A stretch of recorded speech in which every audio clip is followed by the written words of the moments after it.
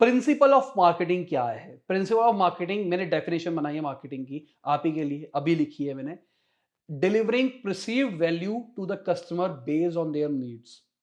Perceived value to the customer. Perceived value मतलब जो वो सोचते हैं, पोजिशनिंग बेसिकली मैं कह सकता हूँ कि जैसे कि मान के चलते हैं, आपके हिसाब से बेस्ट फोन कौन सा है?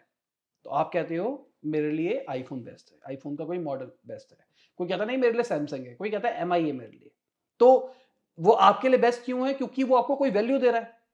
अब 3 बंदे थे, एक बंदे ने कहा मेरे को एमआई पसंद है, एक ने कहा एप्पल पसंद है, एक ने कहा सैमसंग पसंद है।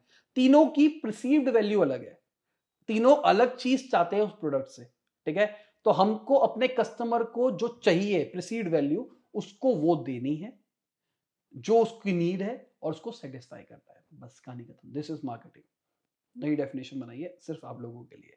ठीक है? मार्केटिंग यही है बस और कुछ नहीं है। हुआ क्रिएट करने वाली बातें हैं कि मार्केटिंग ये है, वो है, वो है।